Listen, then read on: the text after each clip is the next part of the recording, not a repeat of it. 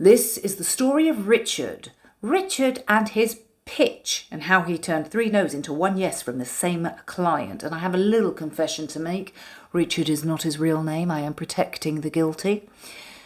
He turned the no's into a yes by paying attention to several factors that are often overlooked in pitches. Want to know what they are? Stay with me. I shall tell all.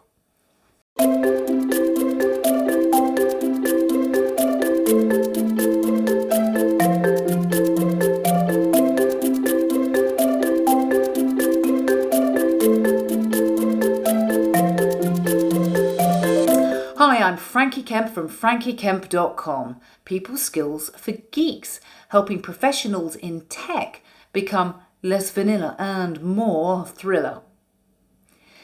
Richard worked for a large financial house in New York, and he was sent over to Abu Dhabi to seal a very lucrative deal. So he had his pitch deck and he got on the plane, he flew over to Abu Dhabi, he showed the hosts his pitch deck and they all went, mashallah, shukran, and then nothing else. So he got back on the plane, he flew over to New York, and his boss said to him, "Do it again, Richard."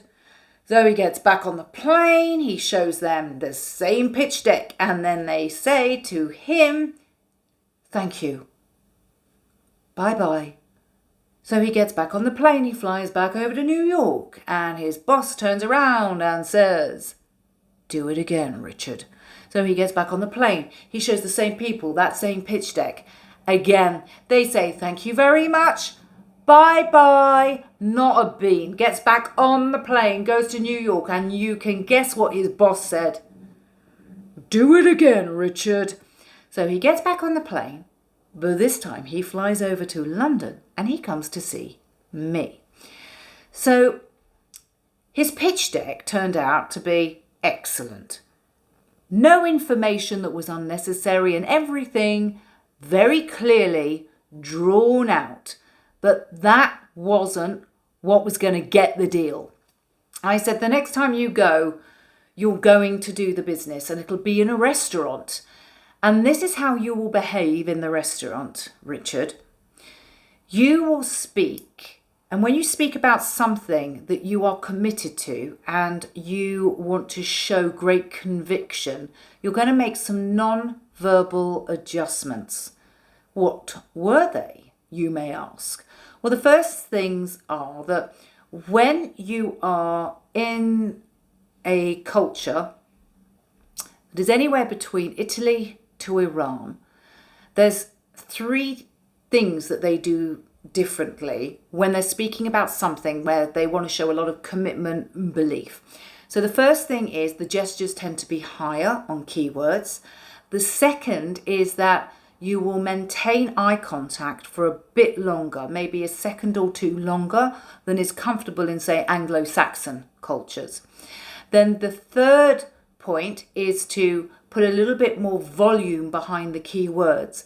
Because in Abu Dhabi, if you were to try and be discreet and hushed in the restaurant, then what would happen is that they would think that you were trying to hide something. But I'm not saying that you need to shout across the restaurant. So I'm going to show you the difference between doing something in an Anglo-Saxon way and then just tweaking it for Abu Dhabi. So it would look and sound like this. This is the Anglo-Saxon way. You'll get a very high return on your investment.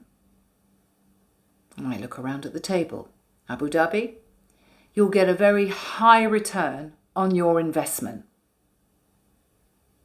So you can hear I've got a little bit more power behind the high return. The next point to remember is timing. And I told Richard this would really frustrate him. And he was to maintain composure because this is how it's going to work. You'll go in, you'll have this dinner, and throughout the dinner, they'll be asking you about yourself, about your family, your values, hobbies, education, anything but the actual deal. Because what they're trying to do is work out, are you the kind of person that they really want to partner with? They're checking you out for your values. Then the dessert will come and they still won't mention the deal. And you'll be sitting there going, when are they going to talk about this? Why am I here? Be composed. It's all good. After the dessert, the tea will come. When the tea comes, the conversation will very swiftly turn to the business. But you mustn't do it, because like a pack of cards, it will all fall down because you'll look desperate if you try and initiate the conversation. Let them do it.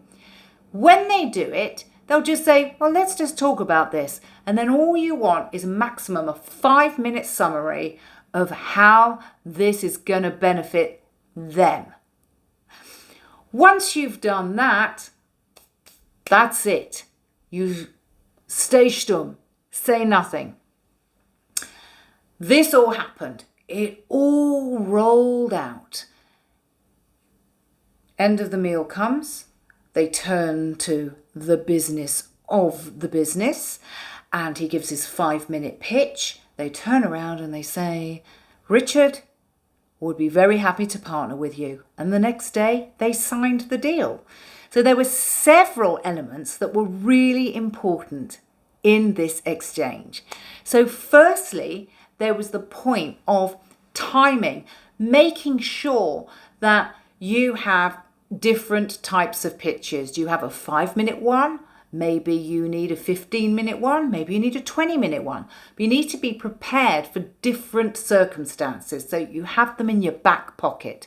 The next is the non-verbals. Meeting somebody who is familiar with that culture will actually help you to get the right non-verbals. And these make a massive difference in how you get the deal past the line. And in fact, if you get the deal past the line. So we have the timing. We also have the non-verbals, and then culture. So culture really affects all of these other elements. And culture can be business culture, or it could be the national culture. But also meeting people who are acquainted with that culture so that they can help you get the right approach for your audience will make you come across as more credible. So all of these are nothing to do with your pitch deck, although your pitch deck is incredibly important. By itself, it will not seal the deal. It's your interpersonal skills, the non-verbals, timing, and your familiarity with culture that will help you get a deal past the line. So you get the finance and the people that you need in order to make your aspirations become a reality.